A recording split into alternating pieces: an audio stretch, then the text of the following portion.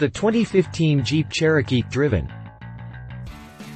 The ironic thing about the new Jeep Cherokee is that it replaces the Liberty, which was continuously dogged for being too crude and truck-like, and now its detractors insist that it's too car-like.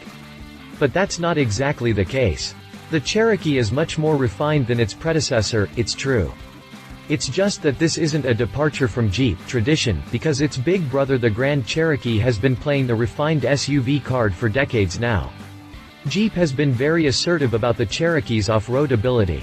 It may be the most slick and futuristic-looking Jeep ever, but the Cherokee remains faithful to the brand's long history of capable performance. Jeep has taken steps to put this compact sport-ute at the head of the technological class as well. I drove the new Cherokee for a week. Continue reading for my review. Exterior. Some critics may not care for it, but I like the futuristic Cherokee. The forward-looking design breaks a number of styling barriers while retaining the requisite number of familiar Jeep styling cues. The 7-slot grille, squared-off wheel openings and the shape of the rear greenhouse identify it immediately as a member of the family, but that's where the conventions end. The Cherokee's got a unique sharp nose, and squinty, flat lights that are mounted where you'd normally expect headlamps but are actually running lights. The Cherokee's headlights are below the high beltline. This isn't a totally different look for a compact SUV. The Ford Escape has a similar silhouette, but it's definitely new territory for a Jeep, and it's one of the most distinctive compact 4x4s on the road. Interior. The Liberty was consistently dinged for cheap interiors, and the Cherokee has taken steps to right that wrong. The new compact seems to have borrowed the team that made the interior of the Grand Cherokee such a nice place to be, and one of the most striking things about the new Cherokee's interior is that it doesn't look at all utilitarian. It doesn't feel utilitarian either, with upscale materials and carefully designed two-tone and satiny silver trim. Keep a close eye out for Jeep's little styling Easter eggs, like the Jeep silhouette printed into the windshield trim. The center stack is neatly laid out and straightforward, and the instrument panel includes a large configurable information display in the center. Jeep may have once been in different T-style, but that's no longer the case. Keep a close eye out for Jeep's little styling Easter eggs, like the Jeep silhouette printed into the windshield trim. As in the Grand Cherokee, several themed color schemes are offered, like the subtle brown and blue Vesuvio and the black on black Morocco. This interior wraps comfortably around passengers, and has room for 5. Jeep's put some thought toward the Cherokee's expected life in the suburbs with clever cargo solutions. Dealer installable options for the cargo hold include a grocery bag holder, tote bag and a cargo organizer. Optional equipment includes a backup camera, heated and ventilated seats and automatic headlamps. The Uconnect infotainment system is shared with other Chrysler products. A fully loaded Cherokee is a rather nice place to be indeed. Drivetrain. The Cherokee would appear to be punching above its weight, if the styling and interior are taken into account. But the powertrain brings things back down to earth. The standard engine is Chrysler's 2.4-liter multi-air 4-cylinder, and it's hooked up to a 9-speed automatic transmission. With more gears, the Cherokee's able to pull 31 mpg on the freeway, and boasts a range of over 500 miles from its 15.9-gallon fuel tank. Here's the thing, for all its fancy, cutting-edge looks, the Cherokee presents a very ordinary drive. With the 184-horsepower 2.4-liter engine, the Jeep offers moderate acceleration and keeps up with traffic easily enough, but provides little to distinguish it from the competition from Hyundai, Honda or Toyota. The Cherokee looks pretty cool, but on the road it feels essentially the same. That's a departure from the Liberty, whose less refined and sometimes downright crude road manners came across at least as a bit of necessary Jeepness. The Cherokee's transmission is geared for smoothness, which results in more noise and less acceleration sometimes. That can get a little frustrating, as it means the Cherokee doesn't always make the most of its power. A 3.2-liter V6 is also available, raising the power ante to 271.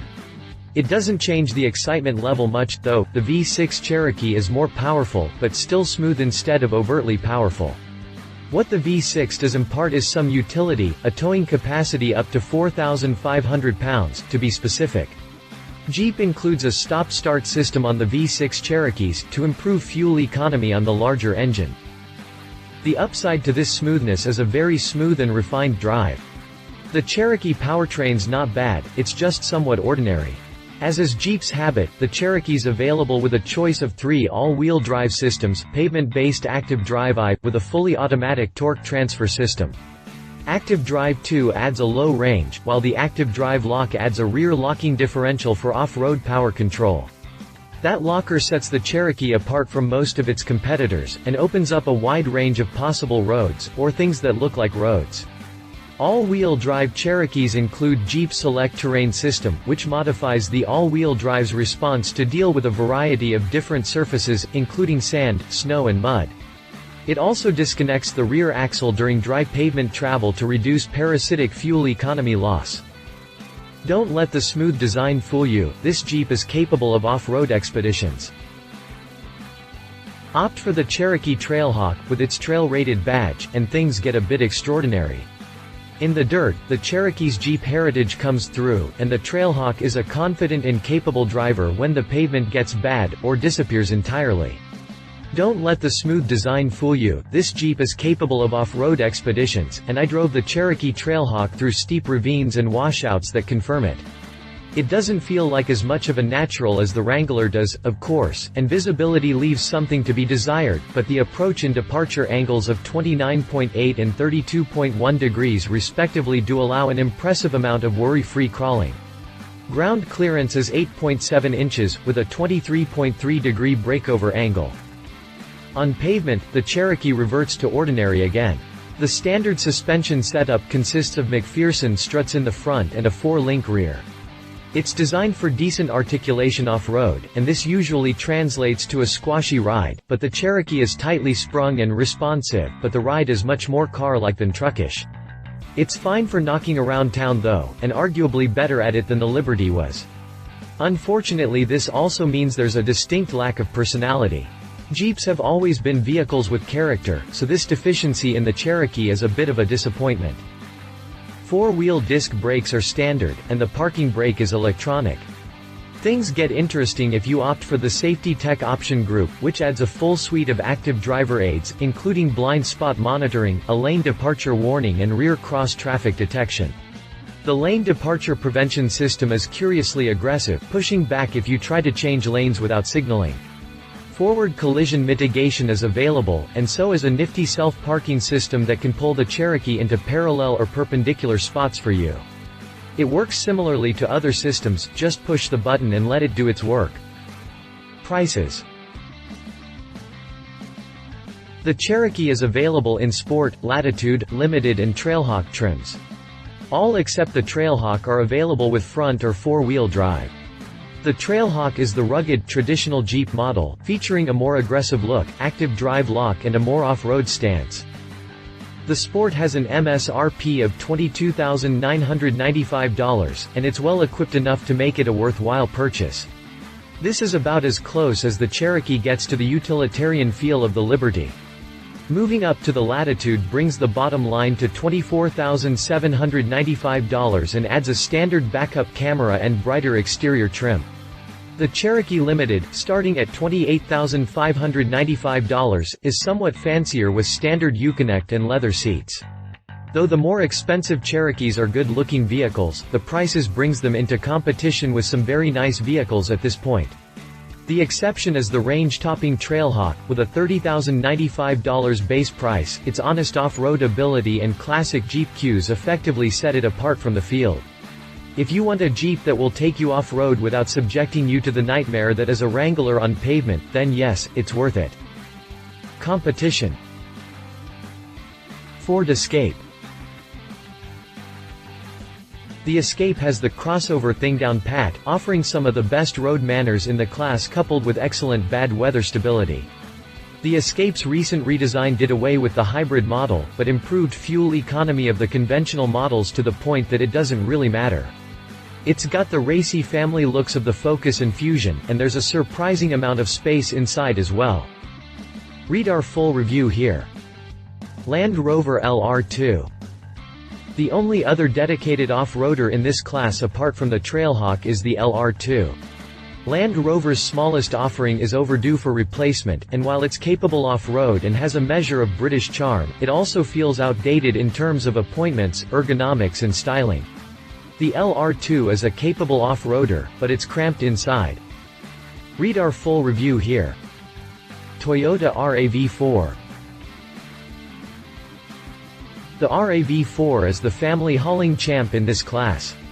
It has a capacious feeling interior and a friendly, drives small, feeling that inspires confidence in drivers who have trepidation about driving an SUV, even a small one.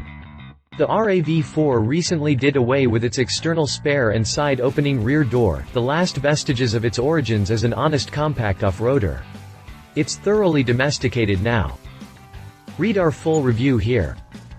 Conclusion. Jeep has been here before.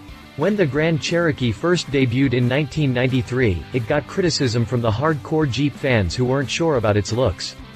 The Grand Cherokee quickly proved its off-road prowess, though, and its smoother lines were quickly forgiven.